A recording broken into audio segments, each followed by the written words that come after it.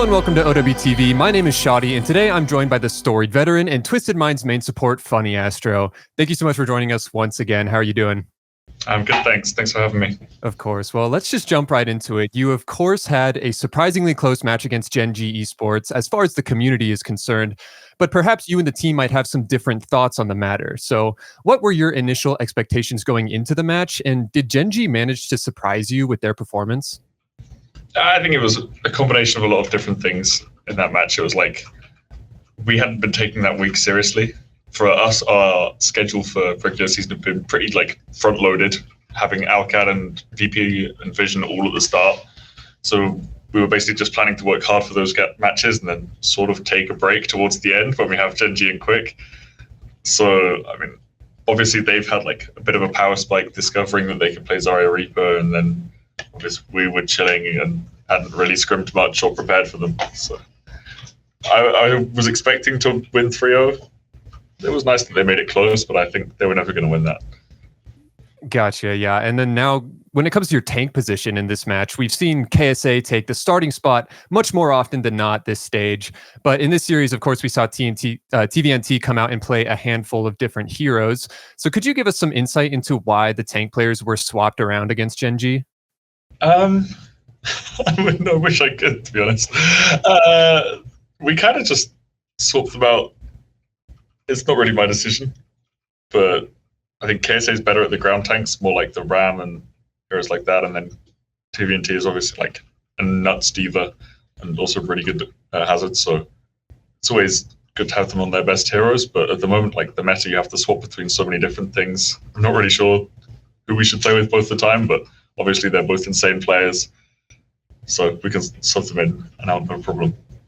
Gotcha. So jumping into the actual match, things started smoothly with the 2-0 map of Ilios, which certainly didn't feel like the beginning of a close map 5 series. So what was the general feeling for the team after map 1? Did you expect it to get tougher, or did you maybe ease up a little bit after sweeping Ilios? Yeah, I think we probably eased up a little bit. It was we're expecting it to be kind of easy, but you don't want to underestimate your opponent. So then you go into map 1 and things feel super easy, and they're making loads of mistakes all over the place. And we feel like that's just how the series is going to go. But then I think they didn't play Zarya map 1, or Ilios is just a really hard map for their comp. That's why we picked it. We hadn't really scrimmed it, but we know it's really hard to play Zarya Reaper there. And maybe we banned something from it. I can't really remember. I think we banned Lucio. But yeah, that basically went how we expected. But then the thing with their comp is on their map picks, it's always going to be really strong. So you sort of see the ping pong in the scores. We win one map, they win one map, we win one map. Whenever they can choose the map and get the first ban, it works out well for them. But if they can't do that, then they can't really win.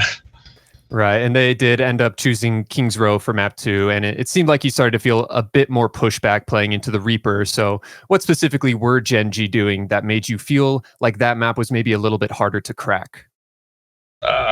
I don't think they did anything specifically good. I think we did things quite badly. I think we just kind of picked the wrong comp and then also played really badly. So obviously you're not going to win maps when you play like that.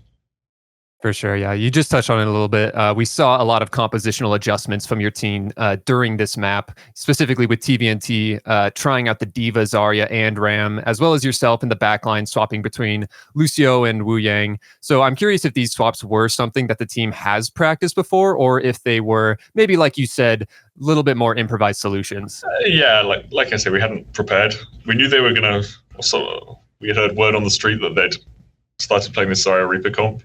We basically just said, whatever. We didn't really talk about it. We hadn't planned any counters. We didn't really think about what comps we were going to play. So we were kind of making it up on the fly. Gotcha. And then after King's Row, you guys took it to Junkertown and chose to ban the Zarya, which of course had been a potent combo with Backbone's Reaper the map before, as you mentioned. So were these two choices of, map pick and hero ban connected in order to dampen the Reaper's effectiveness, or were there some other reasons? I think we're just kind of good at that map. And then their comp is really easy to ban out. You've got the Lucio ban, the Zarya ban, the Reaper ban. You can use any of those three. They can't protect all three, and yeah, like you say, once you take one of those heroes out, the comp kind of just falls over. Right, yeah, and this map went on to be pretty unpredictable, with Gen.G winning a handful of clutch fights on their attack specifically. So in your opinion, were there any bigger problems during Junkertown, or were Gen.G just kind of having a good chain of moments? I feel like it was like one of those where it really wasn't close. It was a fake close game. They full capped the map by winning 3 fights, and then we full capped the map just like an absolute stomp. Right. Yeah, so moving on to the next match, Bastion ended up making an appearance on Esperanca, piloted, of course, by Quartz, who stuck it out for about 8 minutes without being able to recover that meterage deficit. With about 2 minutes left on the clock, Quartz hung it up and swapped to Sojourn. So what do you think was the disconnect here between the theory and the execution of the Bastion comp? I have a sneaking suspicion you guys might have been messing around a little bit. I think that was the point in the series where we started talking about how to beat their team comp, because it's their map pick, so they could protect free from we didn't have the Zarya ban or the Lucia ban. So they have their full comp open, so we had to find a counter. We were like, what about Sim Bastion? Because I think VP did it against them maybe at some point, or VP of Trump played that comp, or maybe Alcat played that comp or something against them. And so we were just like, let's try this comp that we've played against. And then we played it, and it just felt so bad. Like we felt lost. We didn't know what we were doing, really. All of our plans and just everything was terrible. The last 2 minutes, we almost come back. Like you said, we swapped comp last second. We almost made that. Yeah, not only did you swap Quartz off the Bastion, but we also saw the Pharah and Hazard come out during crunch time. Yeah. And do you think if you had been on that sort of plan B composition from the start of the map, it might have ended differently? Yeah, we probably would have full cap, to be honest, if we started on that comp. Gotcha. So finally, you took map 5 to Suravasa to close things out, where you kicked the ban phase off with the Reaper ban. So obviously that was targeted at Backbone, but were you specifically saving it for this map? No, I think we've just been like really greedy in earlier maps, like not to ban it on King's Row was kind of greedy. Okay. I think we were worried that if we banned Reaper on King's Row, then they would play Sim, and because that's a good Sim map, we would have wasted our Reaper ban, so we didn't want to use it there.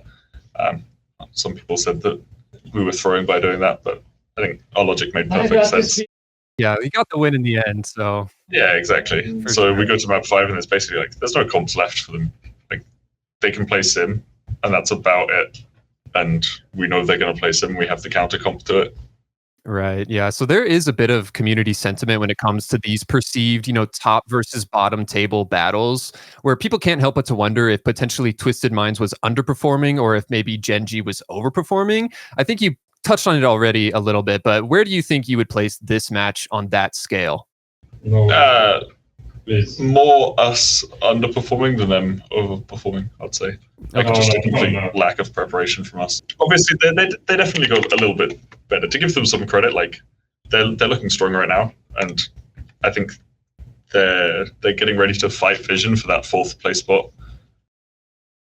Yeah, they definitely seem to have found something that works for them, even if it is a little bit easily bannable.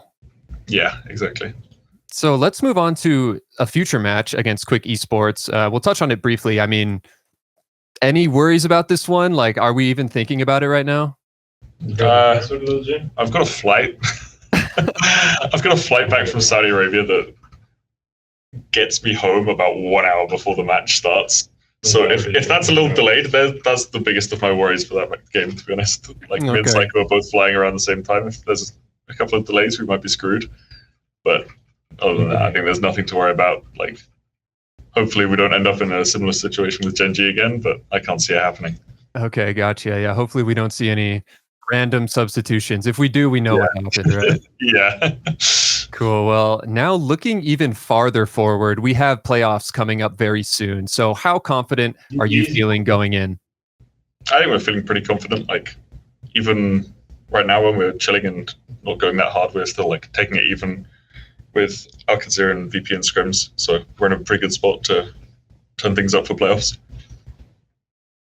Gotcha. And of course, the Saudi eLeague is kicking off once again. So how much impact does that have on your ability to prepare for the OWCS side of things? How does a team prepare to win 2 tournaments simultaneously? It's kind of lucky because we're playing the same teams in both situations, but it's only just annoying that we have to travel. Other than that, it's nice to get like a little bit more stage experience. I don't know what else there is really to say. It's obviously annoying that we lose a few days of practice. For sure, yeah. So for Twisted Minds, does your preparation shift as much as we go from the regular season to playoffs? And if so, what are the major changes? Yeah, we start scrimming a lot more towards playoffs. Through the regular season, we do like 1 or 2 blocks a day, and then through playoffs, we'll probably do 3 and talk about VOD review and comps a lot more. Gotcha. So finally, do you have a message for your fans in light of, ending off this stage soon and heading into both SEL and the OWCS playoffs? Thanks for their support, and hopefully we'll win this one. Awesome. Yeah, hopefully. Looking out for it. So that's going to wrap up our interview today. Thank you so much for joining us, FunnyAstro. Thanks for having me. Of course. And of course, if you guys want all of your OWCS coverage, make sure to check out the rest of our interviews and head over to owtv.gg, where you can do tons of fun stuff like our fantasy, where you can sign FunnyAstro to your team and get farming. But that is going to do it. I hope you guys have a great day, and we'll see you next time.